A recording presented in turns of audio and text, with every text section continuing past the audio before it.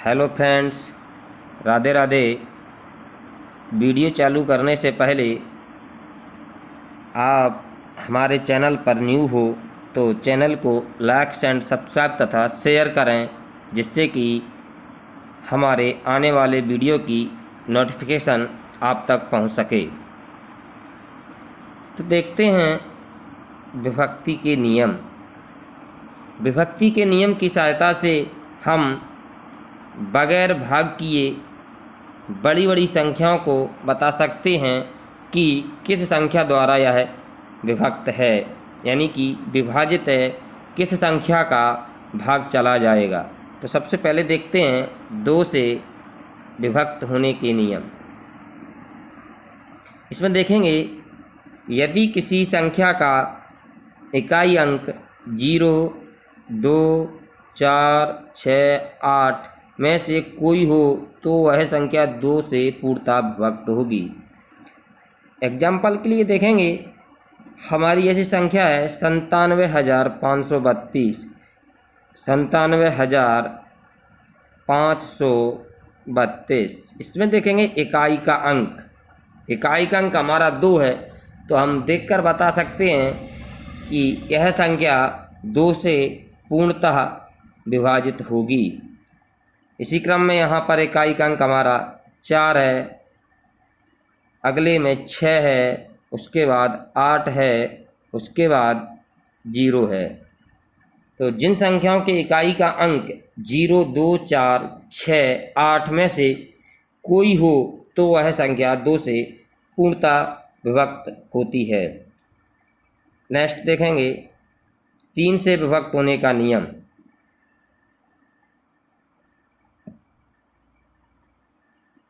यदि किसी संख्या के सभी अंकों का योग 3 से पूर्णतः विभक्त हो जाए तो वह संख्या 3 से पूर्णतः विभक्त होगी। एग्जाम्पल के लिए देखेंगे, हमारी इसमें जो संख्या है 75,684, यानी कि 75,684। अब देख लिए, इसे हम इसके अंकों के योग को जोड़ेंगे 7, 5, 6, 8, 4। इन सभी का योग यहाँ पर 30 है, जिसमें 3 का पूरा भाग चला जाएगा। इसलिए हम कह सकते हैं कि यह संख्या 3 से विभाजित है। दूसरा एग्जाम्पल देखेंगे, ऐसी संख्या हमारी 9,63,421। इसके भी अंकों को जोड़ेंगे तो यहाँ पर देखते हैं 9, 6 + 3 + 4 + 2 + 1 = 25। देखते हैं, हम यहाँ पर देखें कि 25 में यदि हम 3 का भाग दें तो यह हमारी पूर्णतः विभक्त नहीं होती है। इसलिए दी गई संख्या हमारी है 9,63,421, 3 से विभाजित नहीं है। इसी क्रम में अगला है 9 से विभक्त होने का नियम। यहाँ पर हम देखेंगे, यदि किसी दी गई संख्या के सभी अंकों का योग 9 से पूर्णतः विभक्त हो तो दी गई संख्या विभक्त होगी। हम कह सकते हैं, अगर कोई भी संख्या हमारी दी गई है, उस संख्या के अंकों का योग, यानी कि इसके अंकों को हम एक एक करके जोड़ लें, जैसे 7, 5, 4, 6, 2, 3, इन सभी का योग हमारा यहाँ पर 27 हुआ। और हम देखते हैं कि 27 में हमारा 9 का भाग पूर्णतः चला जाता है, कोई शेष नहीं बचता। तो हम कह सकते हैं कि यह संख्या भी 9 से पूर्णतः विभाजित होगी। इसी क्रम में अगली संख्या देखते हैं, हमारी 9 से विभाजित है या नहीं। तो इसके अंकों का योग देखेंगे, 3, 7 + 5 + 6 + 9 + 3 = 33। देखते हैं 3 में अगर हम 9 का भाग दें तो यह पूर्णतः विभाजित नहीं होती है, तो हम कह सकते हैं कि यह संख्या भी 9 से पूर्णतः विभाजित नहीं है। नेक्स्ट, 5 से विभाजित होने का नियम। यदि किसी दी गई संख्या का इकाई अंक 5 अथवा 0 हो, 5 में देखेंगे अगर संख्या का इकाई अंक हमारा 0 है या 5 है, तो हम कह सकते हैं कि यह संख्या भी 5 से पूर्णतः विभाजित होगी। एग्जाम्पल के लिए हम संख्या ले 2450। इसमें देखते हैं कि हमारे जो इकाई का अंक है 0, तो हम कह सकते हैं कि इसमें 5 का भाग चला जाएगा।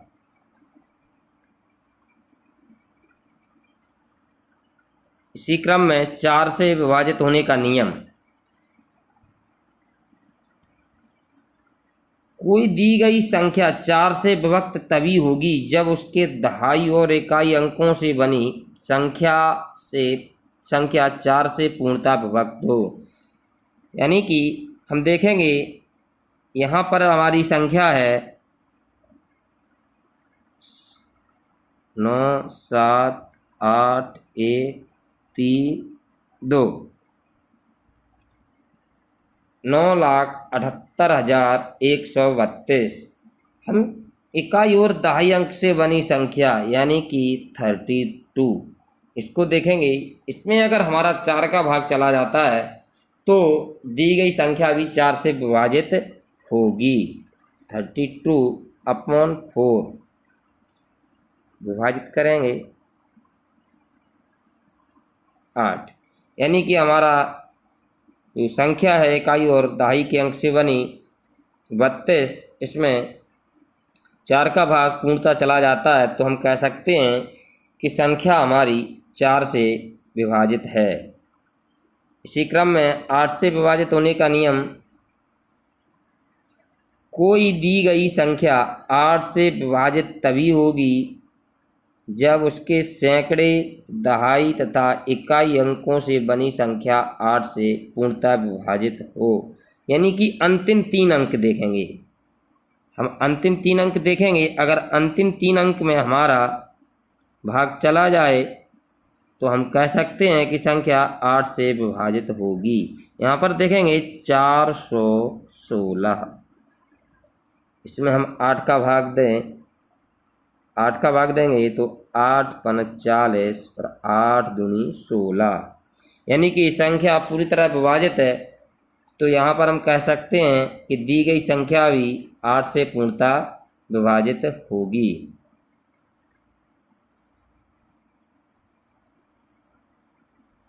इसी क्रम में 11 से विभक्त होने का नियम।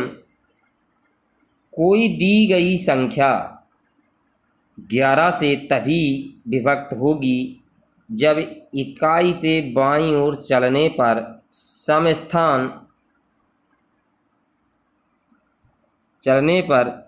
स्थानों के अंकों का योग तथा विषम स्थानों के अंकों के योग का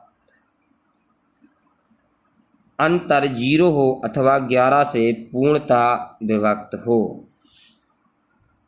तो हम देखते हैं हमारे यहाँ पर एक संख्या है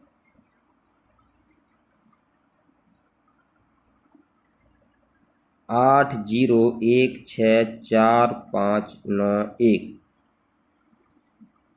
यहाँ पर हम देखेंगे इकाई के अंक की ओर से सम स्थानों के अंकों का योग और विषम स्थानों के अंकों का योग।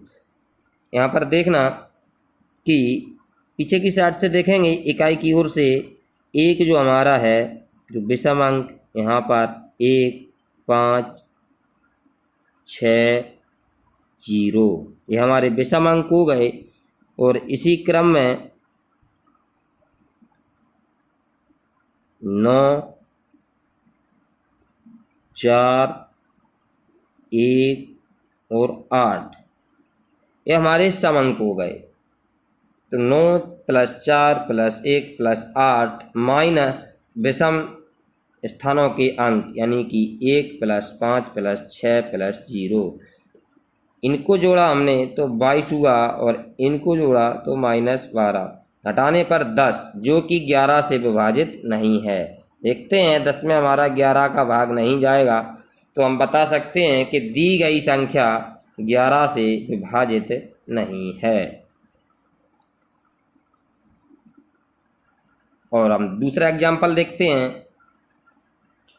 संख्या है हमारी 2,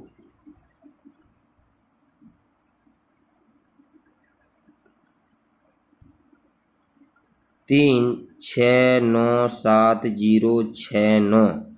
इसमें भी देखेंगे सम अंक और विषम अंक, विषम स्थानों के अंकों की संख्या का योग।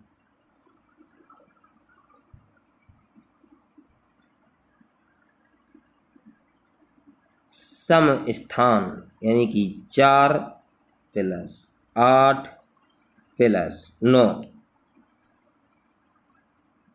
4, 8, 9 माइनस सम तो हो गए, अब विषम 5, 2, 3, यानी कि अगर हम सम स्थानों के अंकों के योग को जोड़ें तो हुआ हमारा 21, और इसी क्रम में अगर हम विषम स्थानों के अंकों के योग को जोड़ें तो हुआ 10, इनको घटाएंगे तो बचा हमारा 11। देखते हैं कि 11 में 11 का पूर्णतः भाग चला जाता है, तो हम कह सकते हैं कि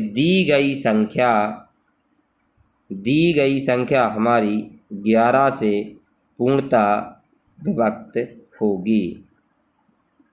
7 से विभक्त होने का नियम।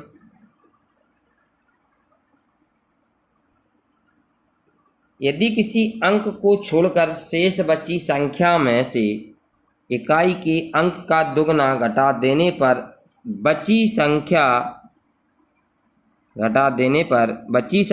7 से विभक्त हो तो दी गई संख्या 7 से विभक्त होगी। एग्जाम्पल देखते हैं। संख्या ली हमने यहाँ पर 8, 8, 2। इकाई के अंक को दुगना करें यानी कि 2, 2 + 2 यानी कि 4। शेष बची संख्या हमारी 8, 8। इसमें से हम 4 को घटा दें तो बचा 84। देखते हैं